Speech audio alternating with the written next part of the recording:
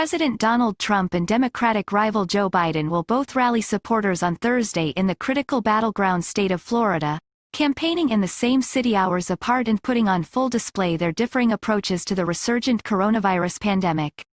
Opinion polls show Biden with a significant edge nationally, but his lead is tighter in battleground states. A Reuters Ipsos poll released on Wednesday showed Trump had essentially moved into a tie with Biden in Florida, with 49% saying they would vote for Biden and 47% for the president. With its 29 electoral votes, the state is a major prize in next Tuesday's election. Trump will stage an outdoor rally in Tampa.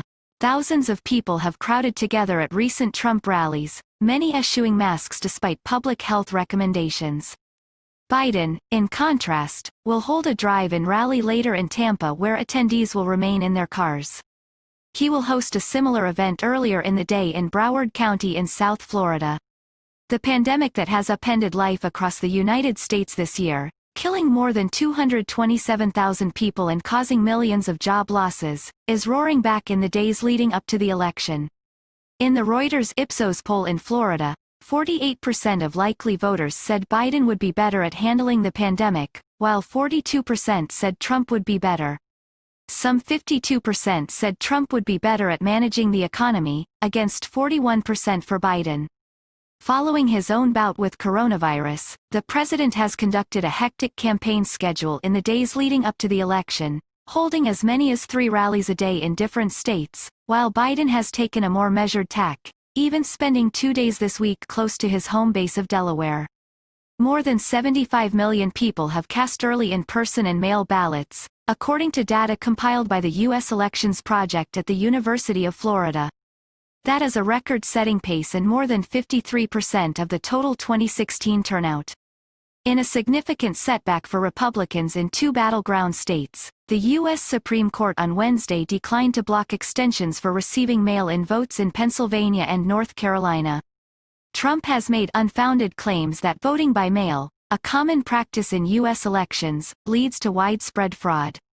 Economy in focus on Thursday. Trump will likely be touting new government data on the nation's gross domestic product during the third quarter. While the numbers are likely to show a record jump in growth as compared with the calamitous second quarter of the year, economists have cautioned that a recovery from the coronavirus hit is far from complete.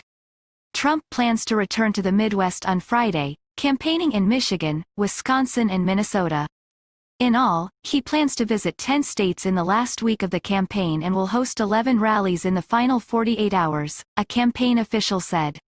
After a briefing from public health officials on Wednesday, Biden slammed what he called the Trump administration's disregard for safety and failure to develop a plan to contain COVID-19. The longer he's in charge, the more reckless he gets, Biden told reporters, before casting his own vote in Wilmington, Delaware.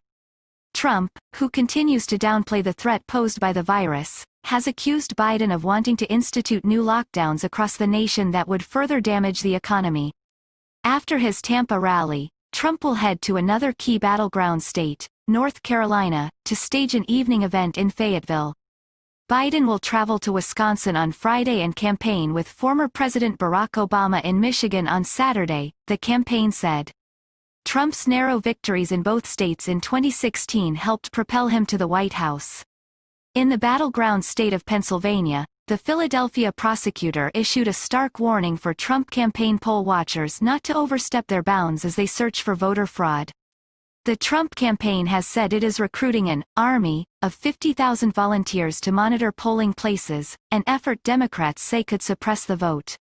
Keep your Proud Boys, goon squads, and uncertified poll watchers out of our city, Mr. President, Democratic Philadelphia District Attorney Larry Krasner said in a statement. Break the law here, and I've got something for you.